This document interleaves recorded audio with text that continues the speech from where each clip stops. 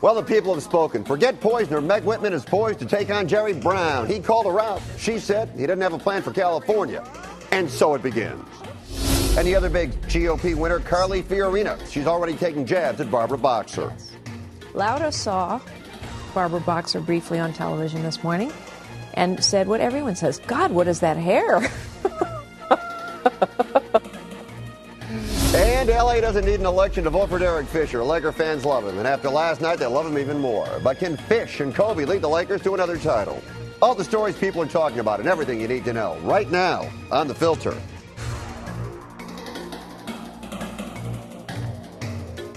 Hello again. Off the top, The Filter forefront, our top four of the day, including no more red light cameras. But we begin with this. Let the main event begin.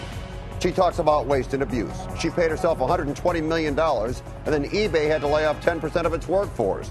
Now, is that waste and abuse? Is that what you want? Jerry Brown talking about Meg Whitman this morning. Much has been made of Whitman spending $71 million of her own money to earn the right to face Brown. A reporter noted that was $90 a vote, and Whitman responded, money well spent. I'm delighted with the results. She's got a lot of money, spent a lot of money, and will no doubt continue to spend a lot of money. Is that really the issue? Our contributors tonight, Doctor of Social Ethics, Charlotte Laws, and the editor of RedCounty.com, Matt Cunningham. Our pictures are furnished by Skype. And Matt, I'll start with you. Isn't the real issue, is there any amount of money Meg Whitman can spend to overcome California's longtime love affair with Jerry Brown? Well, we'll find out in November what it will take. I think she's got a very good shot at winning. Jerry Brown shouldn't be underestimated. He's a liberal, but he's very wily. He's very good at confounding expectations and defying stereotypes, but he has a record. He has a long record as governor. He has a record as attorney general, as treasurer, as mayor of Oakland, and all those years of making decisions and taking actions can come back to bite him. And I think Meg Whitman has a clean slate and a lot of money to communicate her message and remind voters of why they haven't elected Jerry Brown in a serious contest since 1978. I'm wondering, though, Charlotte, is the money an issue here, or are people making too much of it? I think the money is important, but I don't think it's everything. I think they have to define themselves and define their opponents. And I came up with a couple of very funny and I think effective ads that each of them could use against their opponent. Meg Whitman could have the back of a pair of pants and the union label, which would be the government employee union, and a miniature Jerry Brown in the pocket, since he's getting all his money from unions. And then she would define herself as the businesswoman who can bring jobs to California, et cetera, et cetera. And Jerry Brown would go with the Looney Tunes and define Meg Whitman as a lame duck, like Schwarzenegger, because a lot of people see them together. And he would be Donald Duck, and she would be Daffy Duck, and they'd be running around the chambers in Sacramento trying to create order. But papers would be flying, and the graphs would show that taxes were going up, and the deficit was going up, and it was a disaster. And then he'd talk about how he's a fiscal conservative, which he is. He's thrifty, not only personally, but as a politician. And now he has the experience to handle Sacramento. All right, so Charlotte, let me... nice ad ideas. All right, 10 seconds, Charlotte. I know how Matt feels. He believes that Whitman will win.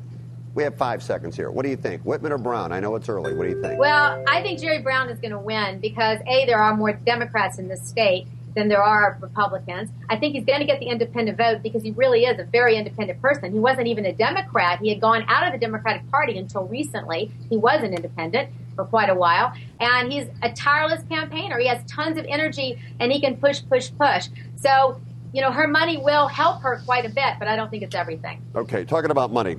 Overall, there was a lot of money spent on yesterday's election. Just under 3.5 million people voted for governor. There are just under 17 million registered voters in California. Less than 20% of registered voters, the lowest number ever in a California primary. Apparently, no amount of money can make people care. Will this? Prop 14 passed last night. Changes the way primary elections in the state will be conducted. Beginning next year, the top 2 vote-getters in primary races for congressional, state legislative, and statewide offices, regardless of political party, will face off in the general election. Could mean 2 Republicans, could mean 2 Democrats. No longer does it have to be 1 from each party. Will this encourage more people to vote in the primaries? How much will it change politics in the state of California, Charlotte? I think it'll encourage people to vote more, and I think it will change things quite a bit. about 40% of the people in this country self-identify as independents. And so you're going to have more independent voters who are going to be wanting to vote because it's very difficult. I'm an independent myself, and I have to go around changing my party affiliation before every election so that I can vote in the primary I want to vote in. And this time, for example, I botched it. I got a Republican ballot when indeed I wanted to vote for Jerry Brown. I couldn't do it because I didn't change my party affiliation in time. And I also think you're going to have more moderate candidates. You're going to have independents who are going to have a chance at winning because you may have 3 Democrats running in this open primary. They're going to split the votes. An independent's going to be able to get ahead and be one of the 2 that is selected for the general election. So I think you could end up with less bickering, less partisanship in Sacramento. It could be better for the state. More could get done.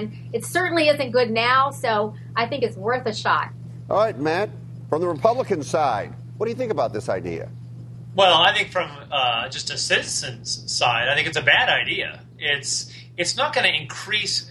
It won't increase voter turnout. These reforms never ever produce the results that the authors promise. What we're going to have is it's going to wipe out third parties. For example, you will never see ever again a libertarian or a green or a peace and freedom or an American independent party candidate on a November ballot. Why? Ever. Why? It's always going to be a Republican or Democrat, or in a lot of places you'll have a choice between 2 Democrats and 2 Republicans, which is not much of a choice for voters. So they'll have different brands of vanilla from which to choose. And it's what we'll do is to the extent it weakens parties, it will increase candidates' dependence on special interests because the party structure will be weakened because it's the task of choosing the nominee has been taken away from the mass of Democrats and Republicans. And parties will probably nominate, but it'll be a very small process involving a much smaller number of activists. So it'll at the end of the day, I think we'll probably get the same types of people, and we'll look back at one more reform that didn't deliver what the authors promised it would. But what does it matter, Matt, if the small parties get onto the general election ballot? They never get elected anyway. At least now they might have a shot at it. Well, they won't have a shot. I will wager my house they will never make the November ballot. There's just not enough of them, and so we're gonna have fewer choices as voters in both elections. I'll tell you something, Matt. You better be pretty confident of that because if you're going to wager your house, you got a pretty nice house. So. I'm extremely confident. All right.